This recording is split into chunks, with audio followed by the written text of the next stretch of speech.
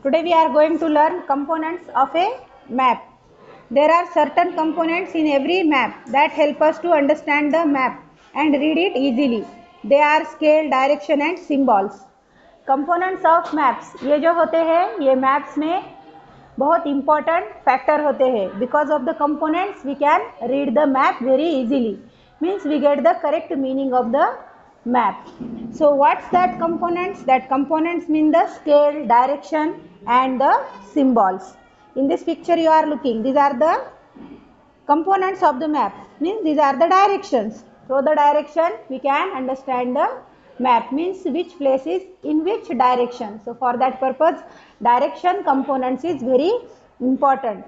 After that, next components of the map, that is the symbols. In this picture you are looking the symbols. These all are the symbols, means symbols showing in this way. For example, here showed the railway line symbol by this picture, then temple symbol by this picture, then forest by this picture. So these all picture looking we can read map the very easily and we can get the correct meaning of map. After that, next is the scale. Scale also very much important. And what is the meaning of scale? Means in real condition, in fact, the distance of two cities, two towns or two places is very much, but that much distance we can't show on the map. Means for example, from Basmat to Nanded, that distance is the 45 kilometer. So this much big map we can't make. So for its purpose we are form the scale, means in scale for 1 kilometer purpose 1 centimeter. So easily we can show that answer in a small scale. So that is known as the scale. So in this way scale, direction and the symbols are very important components of the map. इस तरह से ये सारे जो components है वो map के लिए बहुत important है, क्योंकि इसी की वजह से हम मैप को बहुत अच्छी तरह से रीड कर सकते हैं. After that next is the now one by one we can learn the every components of the maps. In that, first is the scale. The scale is used to measure the distance between the two places on a map. It is the most important tool used in reading maps. Maps show countries, states and many other features on a small sheet of paper. अब scale जो होता है ये components map में distance measure करने के लिए use किया जाता है और ये बहुत इम्पोर्टेंट कंपोनेंट्स होता है. और ये जो होता है मैप्स में डिस्टेंस दिखाने के लिए यूज़ होता है. जैसे कि मैप्स में country, state, cities, town, villages, places सब कुछ स्मॉल स्केल में दिखाया जाता है. स्मॉल एरिया में वो दिखाया जाता है, क्योंकि मैप्स जो होते हैं उसका प्लेस जो होता है वो लिमिटेड होता है और वो पेपर पर बनाए जाते हैं और पेपर के शीट छोटे होते हैं. वो रियल में इतने जगह के जैसे बड़े शीट्स हम यूज़ नहीं कर सकते. इसीलिए मैप्स में जो कुछ भी है वो सब कुछ बहुत छोटे स्केल में दिखाया जाता है. So the actual distance between this places can be thousands of kilometres.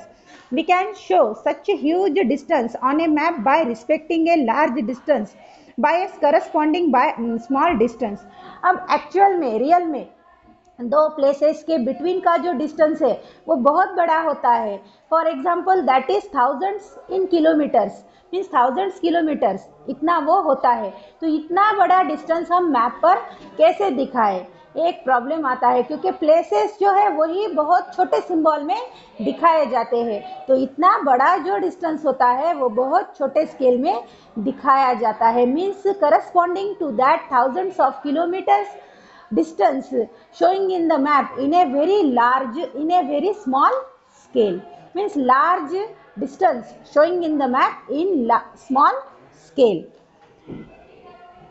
Then large distance, we can show such a huge distance on a map by respecting a large distance by a corresponding small distance. The ratio of distance between two places on the map and the distance of the same two places on the ground is known as the scale of the map. But mainly In the maps, what we are using for the scale purpose, we are using the ratio, means actual distance and the small scale distance, their ratio used in the map, and that is called the scale. Scale means क्या है, यानी कि actual दो places के बीच में जो distance है उतना डिस्टेंस, और उसके लिए मैप में क्या डिसाइड किया गया है वो डिस्टेंस, उनका जो रेशियो आता है उसके अकॉर्डिंग मैप में स्केल यूज किया जाता है. फॉर एग्जांपल, अगर डिस्टेंस 10 किलोमीटर है तो 10 किलोमीटर के लिए 10 सेंटीमीटर इतना डिस्टेंस हम मैप पर दिखा सकते हैं.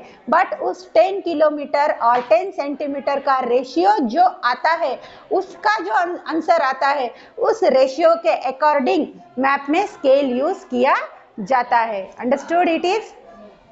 Then next is the, for example, we can represent a distance of 10 kilometer on a map by using scale of 1 centimeter. This means that every 1 centimeter of distance on the map corresponds to distance of 10 kilometer on the ground.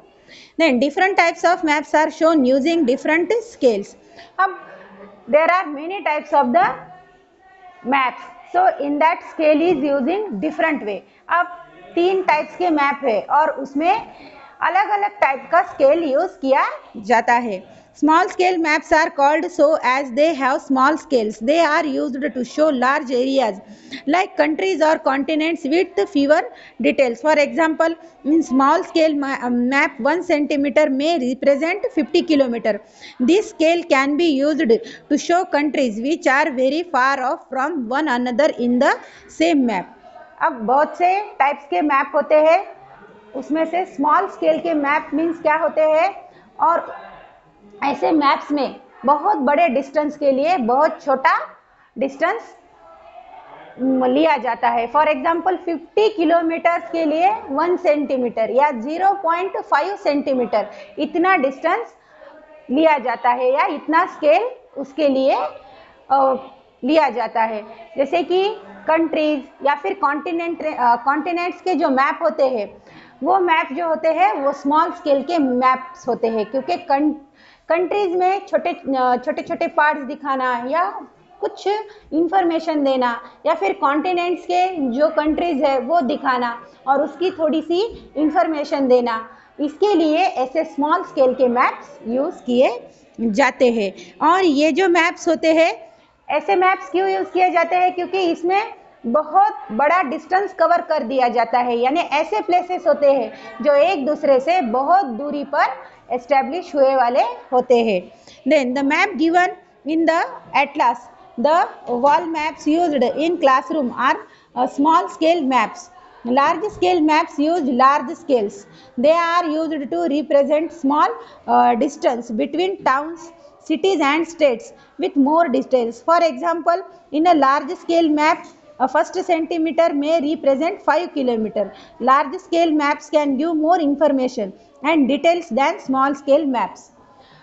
Small scale maps जो होते हैं वो बहुत बड़े area के लिए किए जाते हैं, या फिर बहुत बड़े प्रोविंस के लिए जिसमें कॉन्टिनेंट्स, कंट्रीज आते हैं और उनकी थोड़ी सी इंफॉर्मेशन होती है. बट लार्ज स्केल जो मैप होते हैं वो छोटे से एरिया के लिए बनाए जाते हैं, और उसमें मैप के लिए स्केल क्या लिया जाता है, तो 5 किलोमीटर के लिए 1 सेंटीमीटर, और उसमें इंफॉर्मेशन भी बहुत डीपली दी जाती है. मीन्स ये मैप्स जो होते हैं वो किसी स्टेट के होते हैं, या फिर किसी सिटी के होते हैं, या फिर किसी टाउन के होते हैं, या फिर वो मैप्स किसी विलेज के भी हो सकते हैं, और उस पर्टिकुलर एरिया के लिए ऐसे लार्ज स्केल के मैप जो है वो बहुत डीप में इंफॉर्मेशन देते हैं. तो इस तरह से मैप में स्केल जो है वो 2 टाइप्स का है, एक है स्मॉल स्केल और एक है लार्ज स्केल. लार्ज स्केल के मैप्स जो होते हैं वो लार्ज एरिया यानी छोटा एरिया